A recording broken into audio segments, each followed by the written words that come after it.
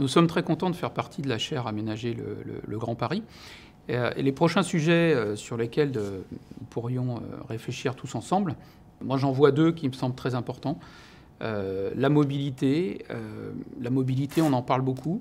La mobilité, c'est un sujet qu'on s'est approprié, je disais tout à l'heure, dans le cadre des appels à projets innovants.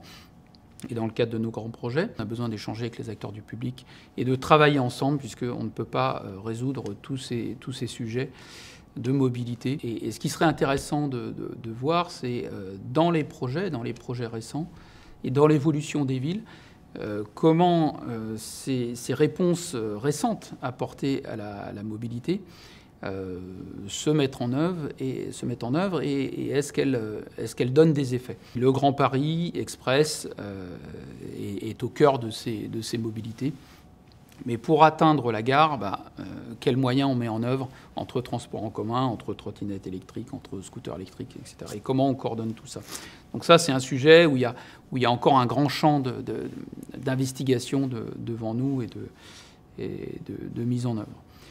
L'autre sujet qui nous tient à cœur et qui tient à cœur à beaucoup de Français en cette période, je le disais tout à l'heure, la nature en ville. La ville a besoin de se régénérer.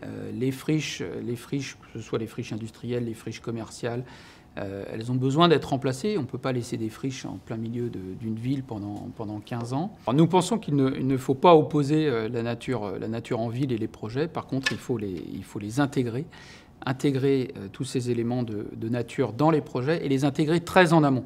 Pensons que c'est très important de les intégrer très en amont pour assurer la pérennité de la nature en ville dans les projets.